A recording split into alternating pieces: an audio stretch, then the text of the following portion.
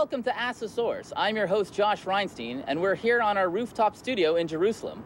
Our guest today is Steve Lindy, editor-in-chief of the Jerusalem Post. Steve Lindy, thank you for being on the show. Thank you. It's a pleasure. The Jerusalem Post has been around longer than the creation of the State of Israel. One of the big stories coming up is the American election. That always has a huge impact on Israel. What do you foresee coming out of the election vis-a-vis Israel? Do you think it'll be business as usual between America and Israel, or do you think Israel will have to adapt to whatever the results of the elections are? I think any candidate will probably be supportive of Israel. We're obviously watching the Republican primaries right now with interest. I think all the candidates are good candidates and are bending over backwards to show that they're more supportive of Israel than the others. And we're looking forward to seeing who wins and whether he has a chance to beat Barack Obama at the end of the year. I think that, from Israel's point of view, it's all about interests, and America and Israel share very important common interests and ideals. And no matter what candidate emerges as the victor, both in the Republican and Democratic caucuses, I think the president ultimately will be supportive of Israel, as every president has been in the past. Political Action Committee backing Newt Gingrich made an enormous advertising buy today in Florida, $6 million. It's one of those cases of the unlimited money that can now be donated to a so-called super PAC. We asked Wyatt Andrews to tell us about the Las Vegas couple bankrolling the super PAC that supports Gingrich. Sheldon and Miriam Adelson are among the richest couples in the world, with a fortune Forbes estimated at $23 billion.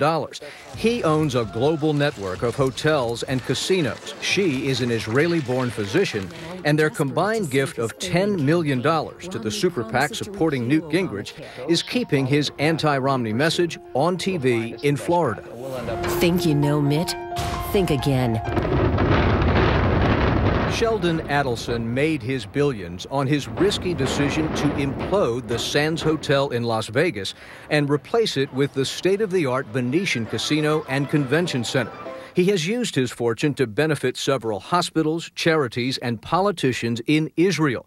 The Adelsons gave a record $25 million to the Yad Vashem Holocaust Center in Jerusalem and are longtime supporters of Prime Minister Benjamin Netanyahu. In 1995, friends say Adelson and then Speaker Gingrich first bonded over their shared view of Israel. Adelson was asking Congress to move the U.S. Embassy from Tel Aviv to Jerusalem, a move considered inflammatory to Arabs. 3 presidents have called the move harmful for peace, but it's the first thing Gingrich would do as president. There will be an executive order about 2 hours after the inaugural address. We will send the embassy from Tel Aviv to Jerusalem as of that day. Gingrich has also played down the Palestinian claim to statehood by dismissing their legitimacy as a people. We've had an invented Palestinian people who are in fact Arabs. A close Adelson friend told CBS News Sheldon loved it. But is his $10 million gift a form of payment for Gingrich's worldview? Adelson declined our request for an interview, but in a statement described his motivation as loyalty.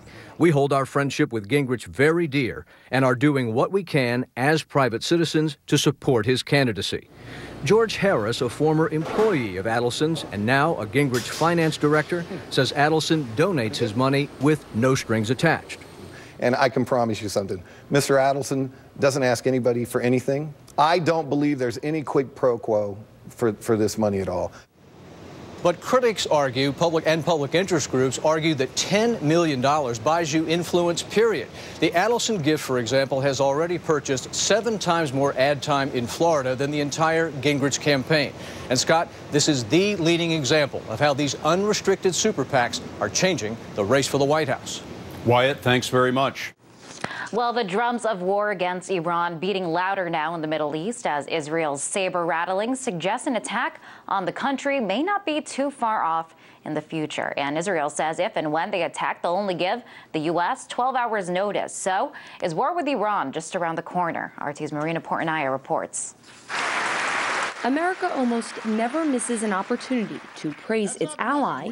Our ironclad commitment, and I mean ironclad, to Israel's security has meant the closest military cooperation between our two countries in history. or point a proverbial punch at its greatest adversary. Let there be no doubt. America is determined to prevent Iran from getting a nuclear weapon, and I will take no options off the table to achieve that goal.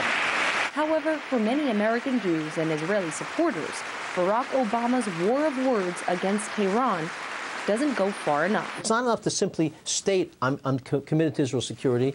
You have to promote policies that show that you're serious about Israel's security. Israel, through these actions, feels that Obama is not committed to doing everything in his power to stop Iran from having nuclear weapons.